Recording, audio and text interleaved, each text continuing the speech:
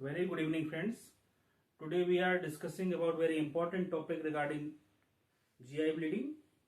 GI bleeding is a bleeding uh, in a gastrointestinal tract from cricopharynx to up to anus. There is a different cause of GI bleeding, and type of GI bleeding is two type: upper GI bleeding and lower GI bleeding. It is important to know upper GI bleeding is 4 times more common than lower GI bleeding. In case of medical emergency or surgical emergency, it is life-threatening complications sometimes, because sometimes profuse bleeding in case of variceal bleeding and peptic ulcer disease, mostly in duodenal ulcer bleeding when gastroduodenal artery bleed profusely.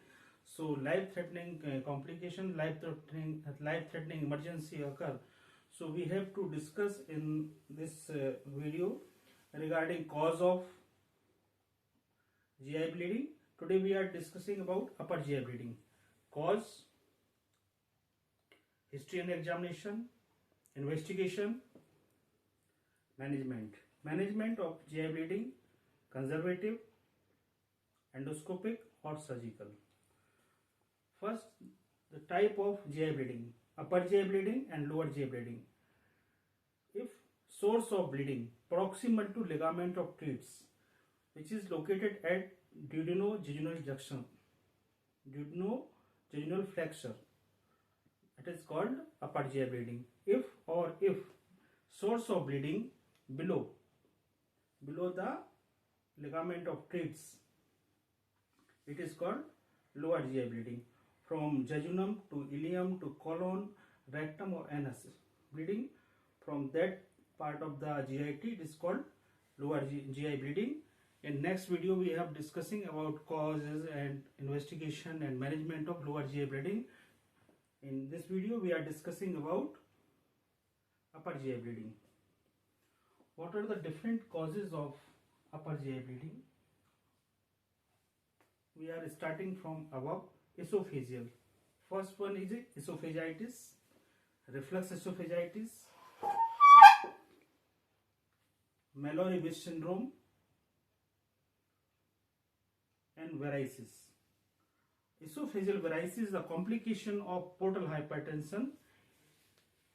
Portal hypertension occur in case of chronic liver disease like liver cirrhosis.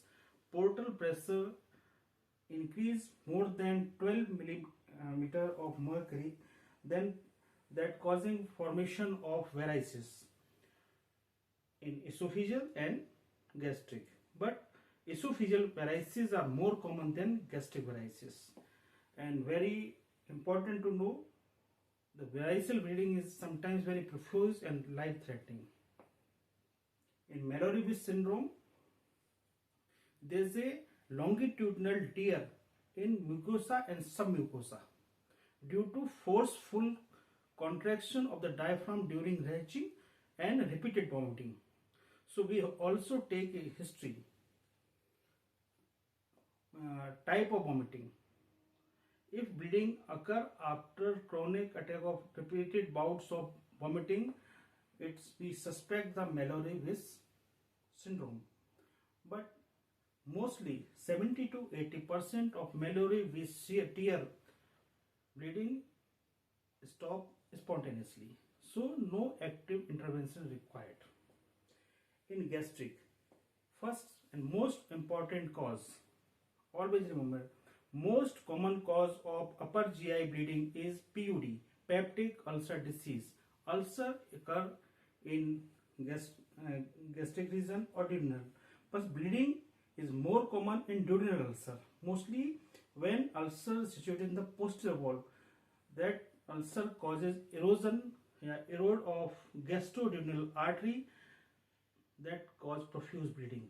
Other causes: CA stomach. In case of CA stomach, bleeding is slow, and patient presented with unexplained weight loss, anorexia, and chronic anemia, mostly microcytic hypochromic anemia. Other cause of very interesting thing, GAVE. gastric antral vascular ataxia. Short form is GAVE. The endoscopic view of GAVE it is also called as watermelon stomach. And in congenital anomaly known as Delafoy disease, in which there is an aberrant and abnormal dilated vessel present under the submucosa or mucosa that can bleed very profusely, is the very rare cause of upper GI bleeding. Now we turn into duodenum. Duodenitis, CA duodenum, carcinoma, duodenal ulcer, mostly posterior wall of the ulcer. Now we have to discuss some terminology. Hematemesis, melena, hematochezia and rectorrhea.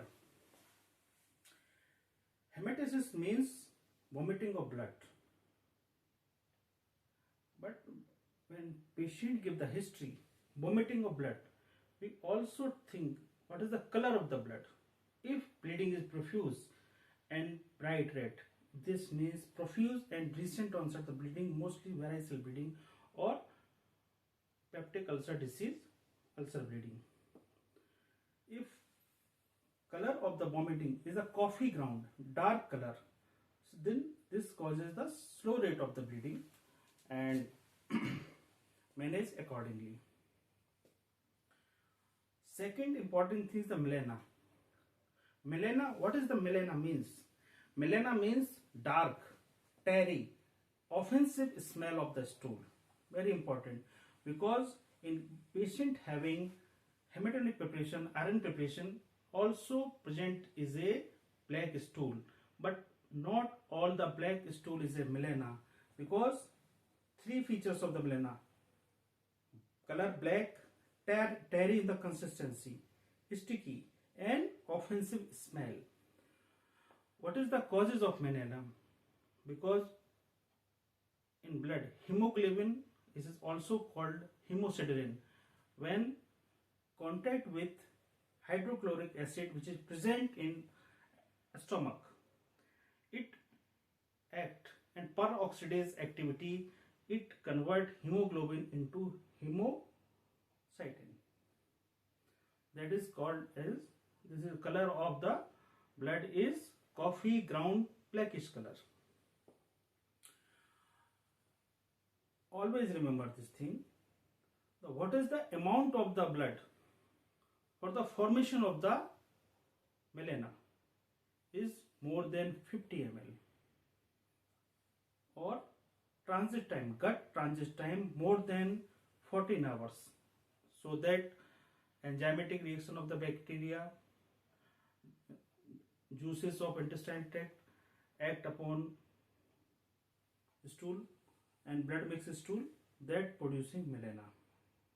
So always remember, this is a very important question in case of MCQ. What is the critical value of blood responsible for formation of melena is 50 ml and transition time is 14 hours.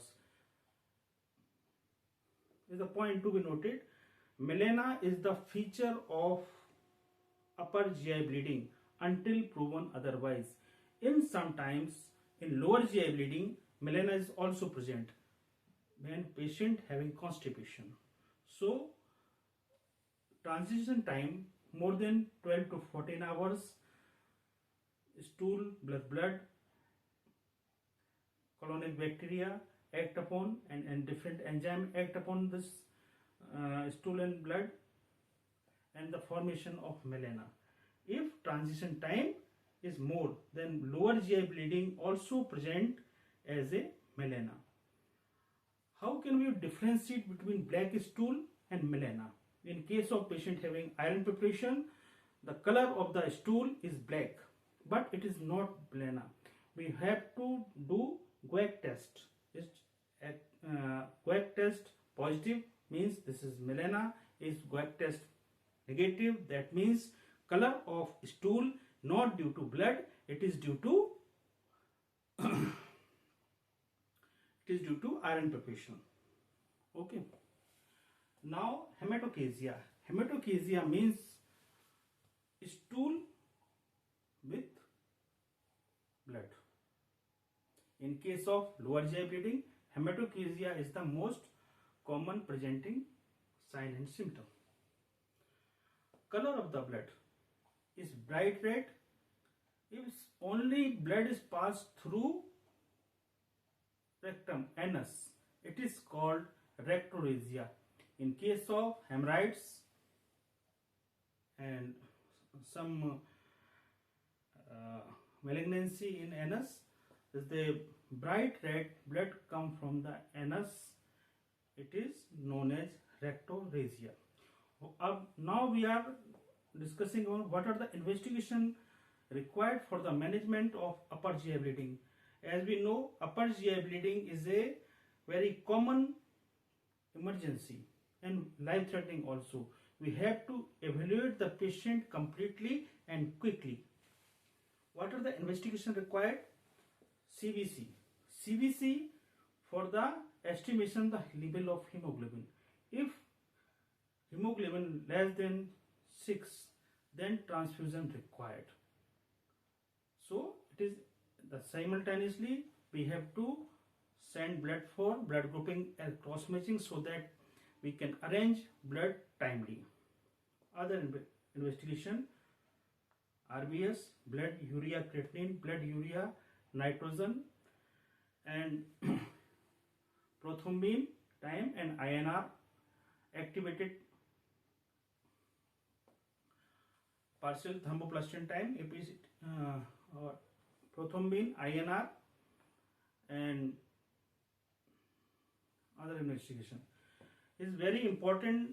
Always remember the ratio of blood urea nitrogen to creatinine in a patient who is not having any renal disease is the sure shot confirmation test for the upper GI bleeding if blood urea nitrogen and creatinine ratio more than 36. It's a diagnostic for upper GI bleeding.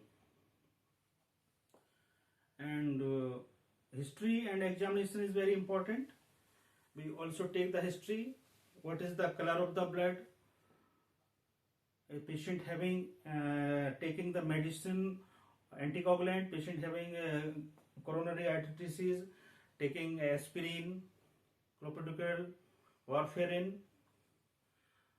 in coagulation. In case of, always take the history of alcohol, because alcohol causes liver cirrhosis causing portal hypertension that leads to formation of varices. So there is a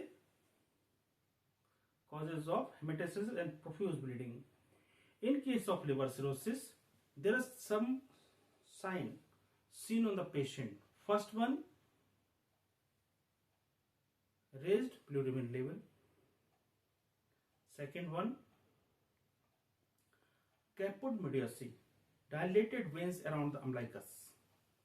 Spider nevi, Palmer erythema, and hepatic encephalopathy. These are the features of chronic liver failure.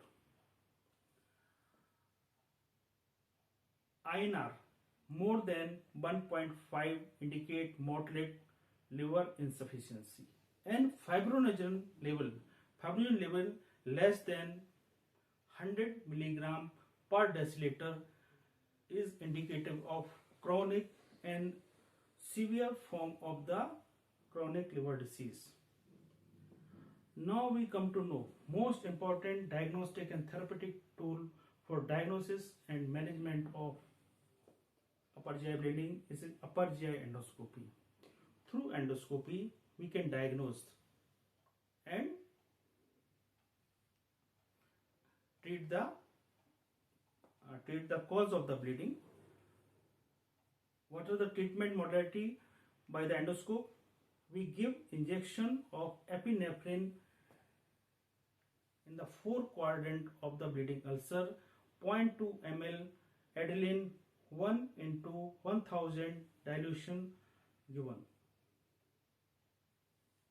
But always remember, injection epinephrine is alone is a not stop bleeding completely.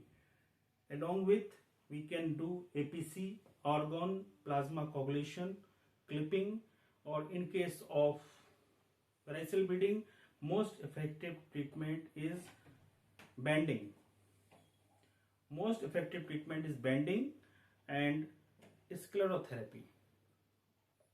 N-butyl equisinoate and ethanolamine oleate. They are the sclerosant element that can stop the bleeding. If in case of varicose bleeding, endoscopic treatment of control of the bleeding is failure, what is the next option?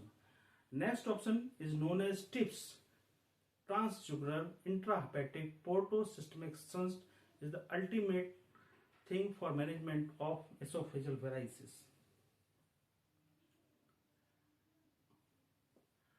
What are the score? A very important score is known as